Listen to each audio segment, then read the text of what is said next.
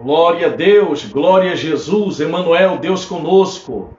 Deixe o amor liderar a sua vida. Nós estamos ao vivo e eu estou com a palavra de Deus aqui no livro do profeta Ezequiel, gente. Tem coisa que nos deixa espantados, né? E Ezequiel passou por isso. O nome dele significa Deus fortalece.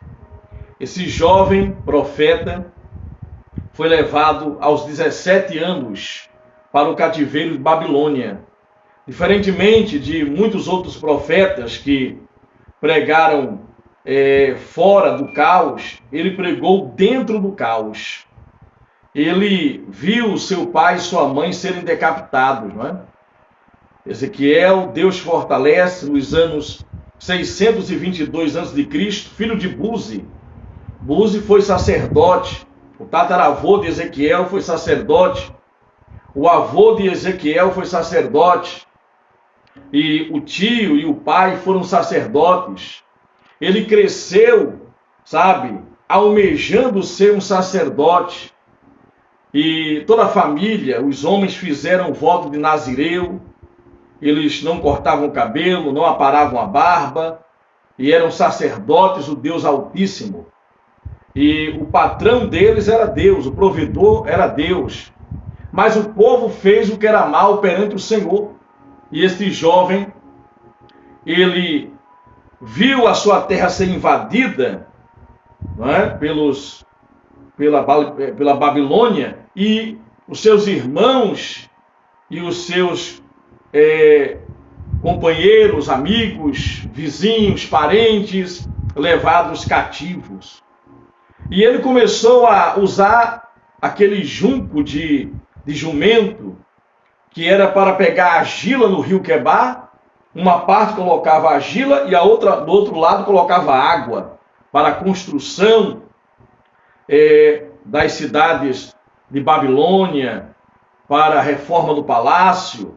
Durante 5 anos, esse jovem traumatizado, ele ficou dessa maneira. Olha o que diz aqui esse depoimento de Ezequiel, que nasceu para ser, aparentemente, para ser um sacerdote, mas ele foi muito mais do que um sacerdote. Ele se tornou um profeta de Deus. Ele ouvia de Deus nas vigílias da noite e transmitia para o povo. Um ministério muito difícil. Eu quero que você, eu aconselho você a ler e estudar o livro de Ezequiel. Porque esse homem viu coisas que só João do Apocalipse viu. O profeta das visões, Ezequiel, Deus fortalece. E diz assim no capítulo 3, no versículo 14: aí o poder de Deus me dominou, ele diz, e o seu espírito me levou dali. Olha só, ele foi transladado. E ele diz: aí eu fiquei zangado, cheio de amargura. E por que ele ficou amargurado? Diz assim: então fui a Tel Aviv, na beira do rio Quebar, onde estavam vivendo os judeus que haviam sido levados como prisioneiros. E fiquei ali 7 dias espantado. Tem coisa que nos deixa espantado. Quantas pessoas estão aí? Filho de alguém, pai de alguém, mãe de alguém, pessoas enterrando seus mortos todos os dias. Quantas pessoas estão vivendo como se a Bíblia não funcionasse, como se Deus fosse fraquinho, como se as palavras de Deus não funcionassem, como se as promessas tivessem caducado. Mas vejam, esse Deus é poderoso. E diz assim: então eu fiquei ali 7 dias. Ele ficou a sós com Deus 7 dias, espantado com o que tinha visto e ouvido.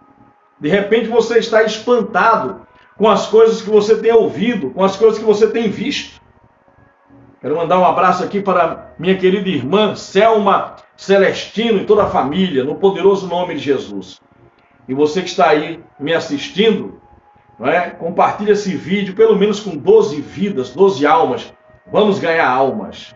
Inscreva-se no nosso canal no YouTube, Pastor Charles Rodrigues. E ele ficou ali 7 dias, espantado. Espantado com o quê? Com o que ele tinha visto, espantado com o que ele tinha ouvido. Então, ele viu e ouviu barbaridades, pessoas que outrora eram prósperas, num estado de miséria, de calamidade, de escravatura. Por quê? Escolhas. Eles escolheram Baal, escolheram Azerá, a deusa da prostituição, escolheram Baal, e eles acreditavam que as plantações, Baal protegia e prosperava eles, e eles desprezaram o Deus vivo de Israel. Um abraço aqui para a irmã Severina Silva. Que Deus abençoe poderosamente em nome de Jesus. Meus amados, sabe, o estilo que Deus escolheu para mim e para você é um estilo de santidade, é um estilo de vida, sabe, que agrada ao Senhor. Se Deus, quando enviou o profeta Elias, e Elias disse, olha, vocês querem servir a 2 senhores? Vocês estão cocheando entre 2 pensamentos? Se Baal é Deus, segue Baal então. Mas se o Senhor é Deus, siga apenas o Senhor. Sabe, o pacto com Deus é um casamento. Deus não divide você com este ou aquele. Você passa a ser propriedade exclusiva de Deus e Ele passa a ser o seu Pai, o seu Deus, seu provedor, seu médico, seu pastor, sabe, seu tudo. E aqui, ele 7 dias espantado, porque outrora ele viu a situação da família dele, bem-sucedida, filho de Buzi, o sumo sacerdote, respeitado. Depois ele vê o pai e mãe serem decapitados, sabe, e ele ser levado ao cativeiro, ainda com 17 anos, e 5 anos ali, sabe, trabalhando na escravatura, até o dia em que ele teve uma visão de Deus. Deus falou com ele. Sabe quando é que a sua vida vai mudar de verdade? Quando você tiver um encontro real, verdadeiro com o Criador. Ele ficou 7 dias, gente. 7 dias ali, orando mais uma vez. Depois do primeiro encontro. Veja, 17 anos, se passaram 5 anos, 22 anos. Deus se revela a ele. Agora, ele vai ver a situação, sabe, espiritual daquele povo.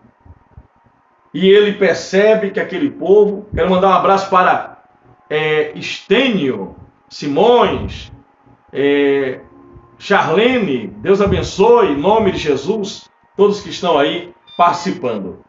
Então diz assim, ó, o poder de Deus veio sobre ele, ele ficou ali, foi arrebatado de espírito, e ele ficou ali 7 dias. 7 dias, sabe, à beira do rio, e ele teve revelações de Deus. Olha o que Deus disse para ele. Depois desses 7 dias, o Senhor Deus falou comigo assim, homem mortal, eu estou pondo você como vigia para essa nação de Israel. Você entregará a ele os avisos que eu lhe der. Olha o ministério profético, gente. É diferente. Sabe? Ezequiel, ele viu Deus usar o pai dele tremendamente. Porque os profetas, sabe?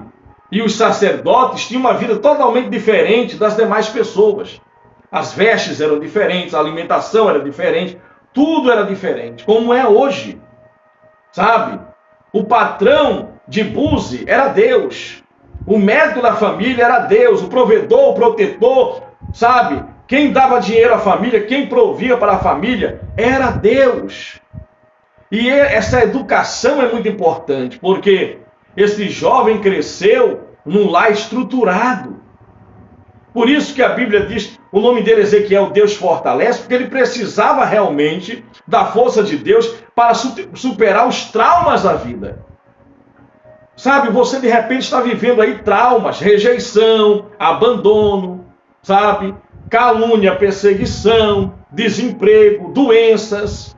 Mas se você buscar Deus, Deus tem prazer em se revelar. Ele vai se revelar. Ele vai mudar essa situação. Ele vai operar um milagre na sua vida. É certo que ele vai fazer isso. Jesus disse em Lucas 18:7, acaso Deus não fará justiça aos seus escolhidos que a ele clamam de dia e de noite? Eu digo que fará justiça e fará depressa. Esse jovem tinha tudo para se tornar alguém que iria quebrar o pacto com Deus, rejeitar o Criador. Poderia dizer, mas Deus não protegeu meu pai, minha família que serviu a ele ao longo das gerações. Era para eu ser um sacerdote. Mas Deus escreveu a tua história, escreveu a minha história. É por isso que diz em Romanos 8:28 que tudo coopera para o bem daqueles que amam a Deus, aqueles que foram chamados segundo o seu plano, propósito. Confia no propósito do Senhor. Agora, se você quer revelações de Deus, vai ter que ficar na vigília, na brecha, vai ter que pagar preço. Ele ficou 7 dias, ali meditando, esperando, mas não é esperando com a mente distraída, esperando focado, até Deus falar com ele. Quando Deus fala conosco, nos dá orientações, tudo muda de repente, as portas começam a serem abertas, a vida começa a ser destravada. Um abraço ao meu amigo bispo Antônio José Aires, Deus abençoe toda a família. Olha, meus amados, é isso que acontece. Com Deus, todas as coisas são possíveis. Esse jovem viu a vida dele se desmoronar de uma hora para outra, mas permaneceu ali, 5 anos escravo. Mas quando Deus fala conosco, somos libertos, somos libertados de qualquer circunstância, de qualquer cadeia que nos prende, seja emocional, física, financeira, familiar. Qualquer prisão, as cadeias são quebradas, as portas se abrem quando você tem um encontro com o Senhor. Fique a sós com Ele. Ore até o céu descer. E diz assim, preste atenção. Se eu anunciar ao homem mal que ele vai morrer e você não avisar, esse homem, para ele parar de fazer o mal, e assim salve sua vida, ele vai morrer no pecado. E você será o responsável pela morte dele. Se você avisar o homem mal e ele deixar de pecar, ele morrerá ainda pecador. Se você não avisar, ele vai morrer ainda pecador. Aliás, se ele não deixar, problema dele, ele vai morrer ainda pecador, mas você não morrerá.